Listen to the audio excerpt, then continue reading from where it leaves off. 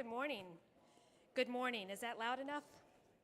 I hate to interrupt a party, but it's sort of an appropriate thing to do for this formation program.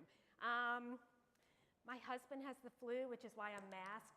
I do not have the flu. I tested this morning, but I'm going to take off my mask unless this table wants me. We are short some teachers this week, so sorry I'm running in and out. I'm going to jump right into Candlemas. I love Candlemas. I know some people have heard me say this before, but it is my very favorite service of the church year for all sorts of reasons. It comes when the days are cold and short, and we may all be feeling a little out of sorts. But then there's light, and there's a promise of spring, or the groundhog sees his shadow, and we've got 6 more weeks of winter. And for the first time this morning, I turned on the live stream from Pennsylvania. It is wacky. I don't know if you've ever, it is like Tweetsie Railroad come to life with a groundhog. Bad news, the groundhog did see his shadow, which seems to me like the sun would be high and we would expect spring, but I'm pretty sure they said we've got 6 more weeks of winter. So I find this tension really interesting, this idea of if, then, when we're not sure what the probabilities are. So here's a brief overview of the possibilities for this day, and some of you might have heard me talk about this last year. So we can celebrate the Feast of the Presentation and the Purification of the Virgin, and we can stir in some pagan traditions, which the church loves to do, and we can look for a groundhog. And all of that gets mixed up on the same weekend. We'll be reading from Luke this afternoon at Evensong, and you know that Luke is just a great storyteller. That's why our Christmas pageants come almost verbatim from his gospel. This is the last day of the Christmas season, so we're 40 days after Christmas. Sometimes, although I don't think today, we'll sing one last Christmas carol and sort of wrap things up. Did somebody say, let's do it? Are we doing it? We should, but are you singing this afternoon? Oh, well, we could. That would be a nice form of revelry. Let me say this first. Luke takes some liberties in his writing. He schedules the presentation of Jesus in the temple exactly 40 days after the birth, which would not be the case in first century Judea. That is the day a Jewish mother would have gone to the temple for purification if she had a son. If she had a daughter, she would need to wait another 16 days, but good news, glad tidings. It is a boy, and so Mary, Joseph, and Jesus are all at the temple on the same day. Again, these 2 events would not have happened at the same time, but for the sake of a good story, it's going to happen for us. They get to the temple, and Simeon declares the baby Jesus a light for revelation to the Gentiles. And this is probably why the tradition of blessing village and church candles began. The presentation in the temple is a candle mass. And in many places, people bring candles from home or from the sacristy to be blessed. We sing the canticle that Simeon sings, the Nunc Dimittis, proclaiming that Jesus is that revelatory light. So now we've got the purification of Mary, the presentation in the temple, the blessing of candles, and at least in the British Isles, the remnants of Imbolc. Interestingly, the calendar I bought at Flyleaf a few weeks ago has Imbolc on it. So people still celebrate. It's a celebration that marked the coming of spring and the coming in of milk to pregnant sheep. So you could maybe make the connection between the baby lambs and the baby Jesus, or the pregnant Mary and pregnant sheep. It's probably a stretch, but you could do that. Harder to square would be the Imbolc ritual of watching to see if badgers and snakes come out of their winter dens, which would then foretell whether there was more cold winter or warmer weather to come. So you can see where this is going, right? It's no accident that Groundhog Day and Candlemas are both on February 2nd. The day falls right in between the winter solstice and the vernal equinox, and this was a day the ancient Celts considered the first day of spring. The days in the northern hemisphere are getting longer, and the Celts celebrated their deity of light, who is named Brigantia, Brig for short, for that very reason. Christians co-opted Brig, and she became the virginal St. Bridget. St. Bridget's feast day is on February the 1st. So, in the space of 24 hours, we have the Duke UNC game. Let's forget about that. In the space of 24 hours, we're celebrating St. Bridget, Puxatawny Phil, baby lambs, the magic of candlelight, the purification of the Virgin, and the presentation in the temple. Is it any wonder that at the end of his song, Simeon says, "I'm done. I can rest." So we read the Nunc Dimittis, Simeon's song, in evening prayer, if it's right too, and during Compline. And Keith reminded me that the New Zealand prayer book includes the Song of Simeon in its night prayer and continues with these great words. What has been done has been done. What has not been done has not been done. Let it be. So I feel like there are two paths here. One is lit by candles, and we stay awake and we shine our lights. We get to work birthing lambs and planting spring crops. And the other path is dimmed by night sky. It's still beautiful, but the ewes aren't ready, and the ground is too cold for seeds, and we need to rest just a little bit longer. So I don't know if you listened to the Ezra Klein podcast, but right after New Year's, he had this really interesting interview about burnout and productivity.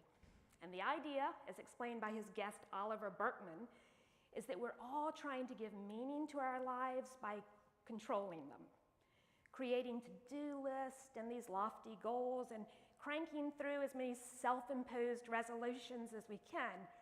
And we think if we can just get enough check marks on that to-do list, or make enough money, or maybe wash enough dishes, we will be masters of our destinies. We will, in a sense, be able to control time. Spoiler, we cannot control time. Oliver Burkeman's first book was called 4,000 Weeks, Time Management for Mortals. And he himself jokes that the plot summary goes something like this. You're gonna die, you're gonna die, you're gonna die. So his new book, which I meant to bring downstairs but left on my desk, is called Meditations for Mortals. 4 weeks to embrace your limitations and make time for what counts. And I know the titles of these books are sort of silly, but they're pretty good. The message of his second book is that you're not going to get everything done. Even if I check everything off my to-do list today, even if I temporarily feel like I've got control of everything, I'm going to wake up tomorrow and there's going to be more to do. We live in a state of what he calls productivity debt. There is always more to do, and that's before my husband gets the flu, before your car gets a flat tire, before a hurricane hits the state, you name it. But then there's Simeon. Imagine seeing the baby Jesus and thinking, well, there it is. That's what I have been waiting for. I'm complete. Can you imagine that kind of certainty and peace? Or is it easier imagining living in a time of complete uncertainty? It's not so hard, is it? Let's go back to medieval Britain. It's 40 days after Christmas, and you have no idea how many lambs will survive the wolves, or if there'll be enough wheat to last the year, or if invaders will loot your village. So you've got a decision to make. Do you postpone the festival for St. Bridget until you've got it all under control, or do you celebrate in the midst of great anxiety? Our liturgical calendar forces us to do the latter. We have to pause even when we're apprehensive, even when our Protestant worth ethic urges us on. and even when we feel called to righteous action. We are not going to get everything done. We're certainly not going to get it all done today, and that's okay. We are still worthy of being here. We are worthy of feeling joy, and we are worthy of rest. So I spent the last week in a virtual conference with an organization called Forma. It's the Episcopal organization for clergy and lay leaders who work in Christian formation. And the theme of the conference was Come Away Together, which is a nod to the way Jesus and the disciples stepped away from their own to-do list to pray and to rest. I am very rest adverse. The idea of sitting on a beach horrifies me. Like, I can run on the beach, I can swim, but the idea of just sitting there fills me with anxiety. So I was not particularly excited about this theme. And clearly, I was not the only one, because after I signed up, with the registration confirmation came a permission slip for work stoppage. I ripped that right up, and I multitasked through most of the sessions. But I heard some pretty good things while I was sharpening church school pencils. Again, this conference was on Zoom, so I could do that without anybody seeing me. Rest is not the same as relaxation. And rest is not just refueling so you can be more productive later. Rest is a form of resistance. And rest is communal. Like, we often think about it being something we do in isolation, but in fact, we can rest together. Rest is prayer, rest is surrender, and rest leads to inspiration. At this point, I was going to read a little something to you from the book I left on my desk, but no matter. The late British Zen master, whose name Hyun Ji-yu Kennett, used to say that her teaching style was not to lighten the burden of her students, but to make that burden so heavy that they would have to put it down. So the book then goes on to describe this young man who wanted to be a writer, and he wanted to be the next James Joyce. And at some point in his life, he realized he was never going to be James Joyce. And he had to give up the dream, which allowed him to write some really good things, like surrendering to the idea that he was not going to be excellent. He was going to be pretty good. He was going to be a good writer, allowed him the freedom to pursue all these other paths. We can't control everything. He could not give himself the talent that he so wished to have, but he could do all these other wonderful things. The writer Maxine Hong Kingston, I am pretty sure she said this, and I've lived much of my life by this quote that I couldn't find in any of her books last night. I think she said, "Whenever faced with two choices, choose the more difficult." And I thought, yeah, that if you want to have an interesting life, I think those are words to live by. But what if the more difficult thing to do is actually to rest, or to stop, or to surrender? What if the thing that is holding us back from rest is the fear that we will lose control of things, that we will lose control of our to-do list? There's a line in the Bhagavad Gita that says something like, you have the right to the labor, but not the fruits of the labor. So work is good. This doesn't mean that you should never work again. Faithful work is absolutely necessary. But that work won't lead to a completed checklist, and you may not even see the rewards. So, if we relinquish the idea that we will win this day with hard work, if we accept the idea that we are worthy of celebration even in the midst of dark days, that kind of leads us to Candlemas. And if you have not explored this website before, I've pointed it out, but this is out of Vanderbilt. It's called Art in the Christian Tradition. And you can pull up any Sunday, and they will have the Revised Common Lectionary in art and poetry and music. So I thought we could just scroll through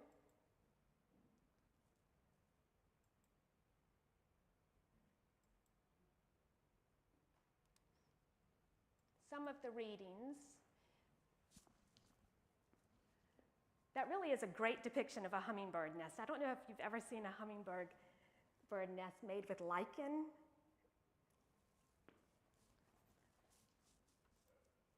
Let's see.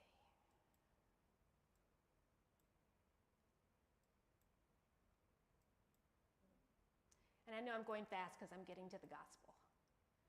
So when the time came for their purification, according to the law of Moses, they brought him up to Jerusalem to present him to the Lord.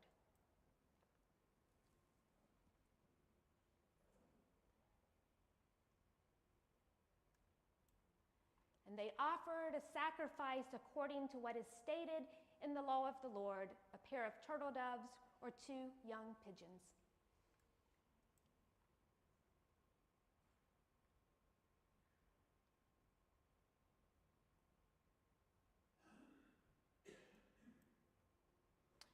Simeon took him in his arms and praised God, saying, "Master, now you are dismissing your servant in peace according to your word."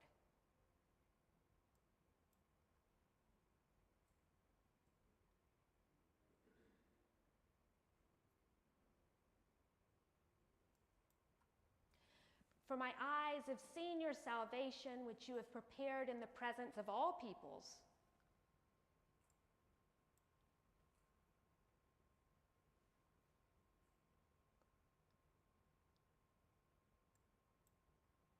A light for revelation to the Gentiles and for glory to your people Israel.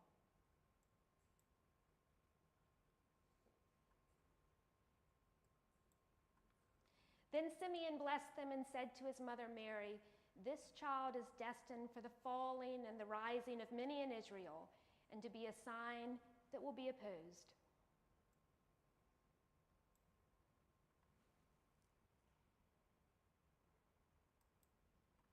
So that the inner thoughts of many will be revealed, and a sword will pierce your own soul too." And I know I'm going through these very fast. The idea is that you can do this later at home. You can take a sort of, even if you're not coming back for the 4 o'clock evensong, you can spend 15 quiet minutes. And clearly, the baby here is swaddled and shrouded at the same time. There was also a prophet, Anna, the daughter of Phanuel of the tribe of Asher. She was of a great age.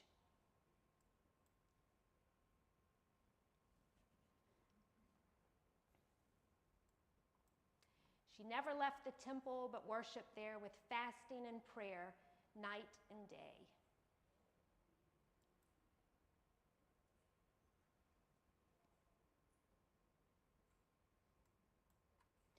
At that moment she came and began to praise God and to speak about the child, to whom all were looking for the redemption of Jerusalem.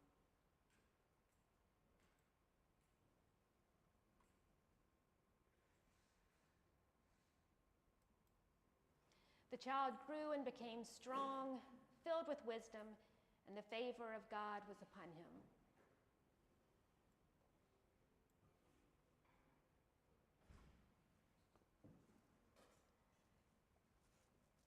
And I love this, Christ in the house of his parents. This is John Everett Millay. But it's such an ordinary scene. I mean, they are literally checking off things on the daily list, right? But they are finding moments of, I'll have to rethink about that, of peace in the midst of a busy day.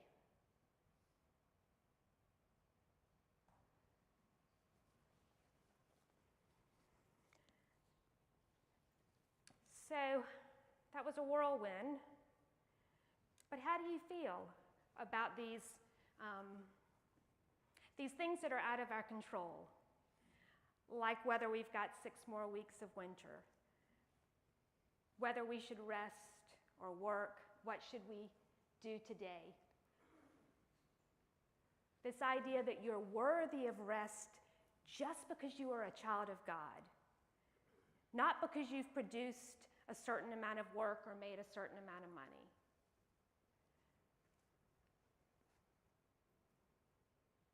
I think all of these ideas are sewn up in these celebrations today.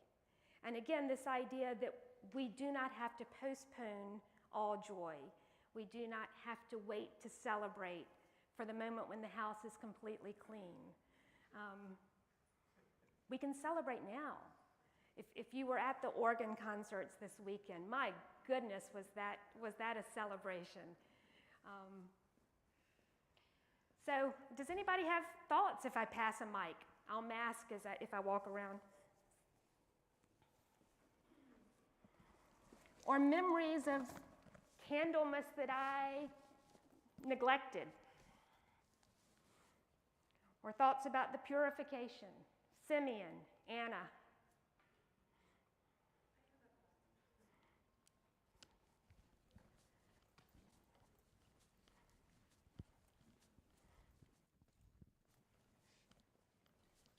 You just sparked a bunch of ideas, so I'm just going to throw some stuff out. But I think a lot of us, certainly for me, I'm always trying to marry the secular and the sacred in my day-to-day life and when I'm at work. And so much of our lives now, everything is measured, all these metrics. And someone's saying, you got to meet this metric, that metric, and if not, you feel like I'm failing, or I'm a bad person, and then it's just like, well, just because we can doesn't mean we should. Mm-hmm. And what is really the evidence that's showing that it truly is helpful? Show me that, and then I can get on board with it more. And then I'm like, you know what? I'm done. I got to go home and be with my family. Yeah. What's done is done. Yeah. What's not done is not done. Let it be. I am not someone who can sleep with dirty dishes in the sink, but God bless you if you are.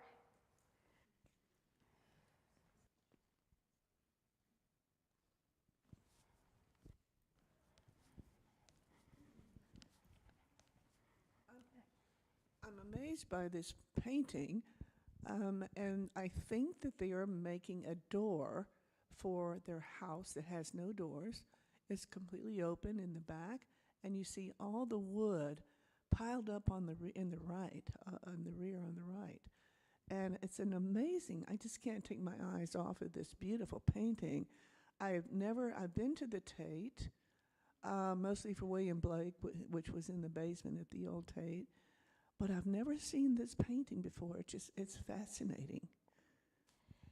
Can you tell me anything about it? No, I wish I could. Maybe someone else can, but that observation that they're making, I mean, they really need a door. Like you can't put off the work that has to be done forever. Well, they finished it. The door looks like it's finished. Oh.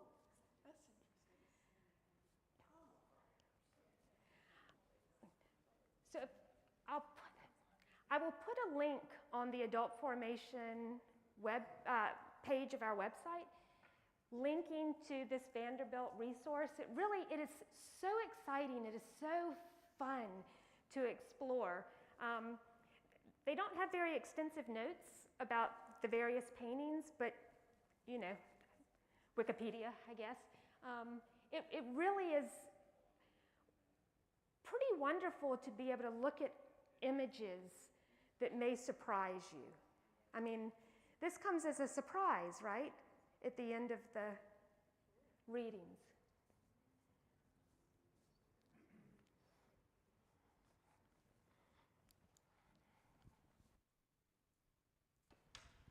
It's not just the wood on the side wall there. I'm close enough to see all the wood chips on the floor. And having been married to someone who did do quite a bit of carpentry, that is not terribly unusual. And his workshop was in our home for a while, and anyway, it's very familiar.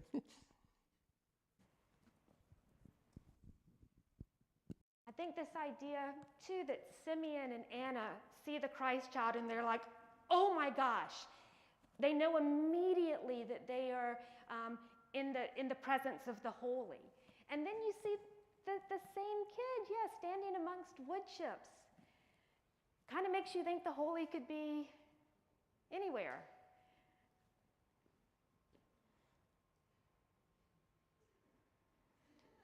Yeah. To me, a lot of this speaks to having balance in our lives, where we can take time to appreciate what's happening right in front of us. And if you notice, we've got Mary, amongst all the activity going on in the house, she's taken Jesus aside to look at him face to face and embrace him and tell him, you are loved. Yeah.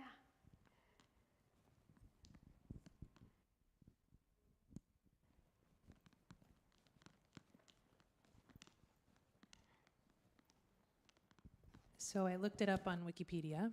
It's really interesting.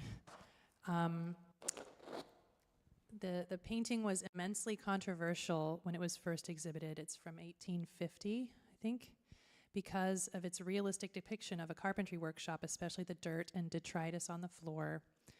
The portrayal of Jesus and those surrounding him was considered to be radical. Charles Dickens hated it, said that the artist had portrayed Mary as an alcoholic who looks so hideous in her ugliness. Anyway, he goes on for a little bit. And a lot of people really did not like Jesus portrayed as an actual child. That it seems like maybe if we were close enough, he has a scrape or something somewhere, just like any little boy might get. Oh, okay. He got perhaps there's a nail wound you can see, but it's implied that that's from the carpentry work. And anyways, other critics suggested that the characters displayed signs of rickets and other diseases associated with poverty. And the last thing I'll say is that because of the controversy, Queen Victoria asked for the painting to be taken to Buckingham Palace so that she could view it in private. So apparently it was quite a stir. Thank you. That changes everything.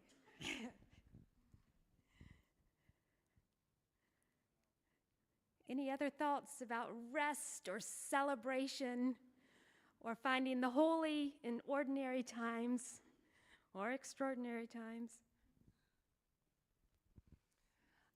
It just stood out to me when you were saying that rest can sometimes be the harder choice.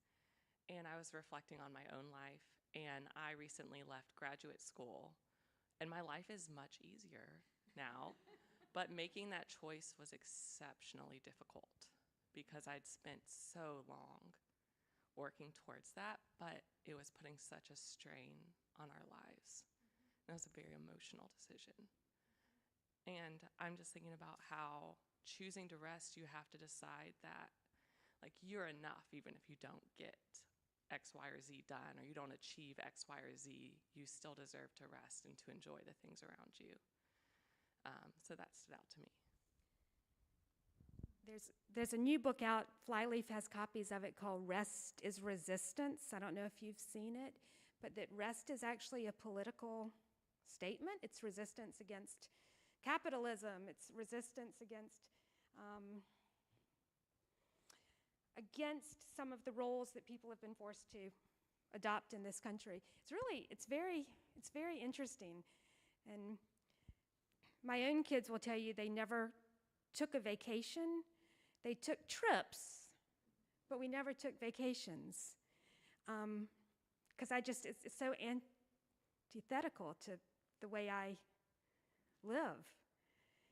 And this challenge that, maybe I've just bought into maybe I've been played. It's really hard to step away. And I'd be interested in what gave, you don't have to answer, but like where you found sort of the strength, what discernment looked like for you.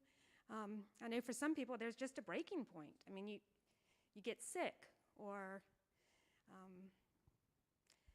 your kid needs you at home, but it's very hard. It's very hard to do.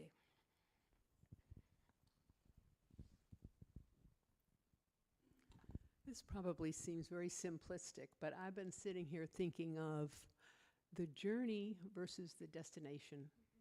And the to-do list is you want the destination, but the joy in life comes from focusing on the journey. And I think that's kind of an important piece. And I think we all can get pulled toward one direction or the other all during our lives. And it's not a, gee, I figured it out and I'm in the right place. The other thing I've been thinking about is, yes, Mary is in the center, and I assumed that was Jesus, but then I'm thinking, Jesus was her first child. Yeah, who are these other kids? So could Jesus be the one on the right? Looks a little older than the one that Mary's hugging. Or could Jesus be the young adult that's helping his dad? And just looking at that, trying to picture Jesus in those various places is just kind of interesting. I'm not sure that's a very deep thought, but it's just something my head is processing.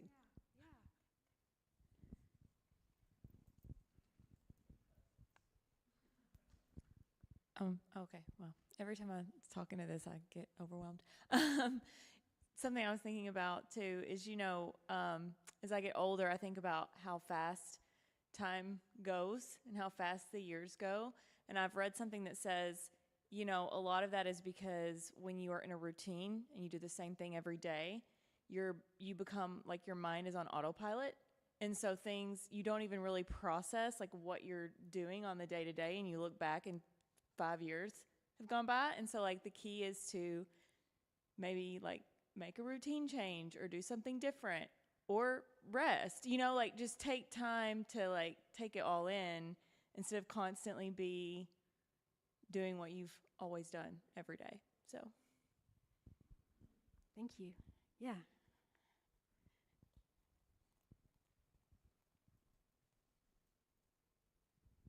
The idea of rest brought me back to when I was working, and I was working from home back before it became popular. And to be able to walk past my home office without going in and checking email was the biggest struggle. In fact, once I retired, it was almost a year that I could walk past that office, which had been turned into an art room and was for pleasure, but I could not walk past it without feeling guilty, like I should be really checking on stuff. Somebody who's not in this room emailed me, I think it was last weekend, and said, I'm sorry to email you on a Saturday, but I know you always check your email. And my first feeling was one of pride. Like, I am so dependable. And then I thought, oh, that is not good. That's not, yeah. That's not good. Thank you. So all the talk of rest just reminds me a lot of, like, the Jewishness of Sabbath, right? And how we structure our week intentionally, and that Sabbath in and of itself was radical, that at the time in Jewish life, like, that taking a day off meant taking a day of your economic productivity away and letting others, your oppressors, have that economic productivity when you did not. And how much Christ would have, and Mary and Joseph would have felt that as devout Jews, the importance of rest and kind of this integration then of a reminder of how much light that brings, the lighting of the Sabbath candles, and that whole translation, and how that our tradition speaks beyond the Dark Ages to the tradition that he would have celebrated in his own home. Thank you. It's beautiful.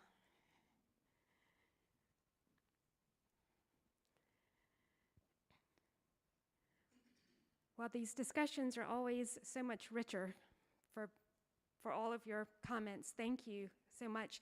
I'll run upstairs and grab those 2 books in case anybody wants to look at the Oliver Burkeman or the Rest is Resistance book.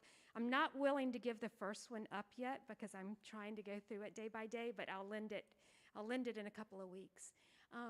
But I hope that this day, Candlemas, the Feast of the Presentation, the Purification of the Virgin, Imbolc, St. Bridget's Feast, feels like a somewhat liminal time when we don't have control over everything, but we have the right to celebrate, to thank God, and to be in community. John's got more. I was just going to ask if you could repeat the Vanderbilt website that you mentioned earlier. I didn't write it down. Yes, I'll actually pull it up on the screen. Yeah. Yeah, I just want to add one other book, Reclaiming Rest. Do you know that one? It's written by a woman named Kate Rademacher, who is studying to be a Episcopal priest at Sewanee. And I've known her for a very long time, and I haven't read it yet. But yeah, so Reclaiming Rest, just if you want an Episcopal read on it. Yeah. Thank you. And yeah, I'll exit out so you can see this Vanderbilt website.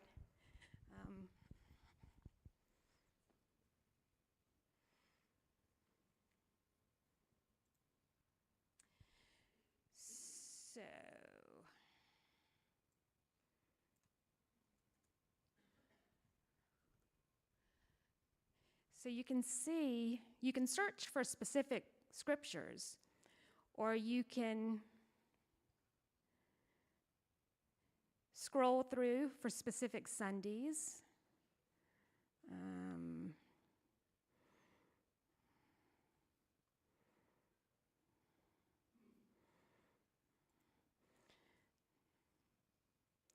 If we were to look ahead, you can find all the readings, and then over here you can find hymns, you can find that's a slideshow that you can download.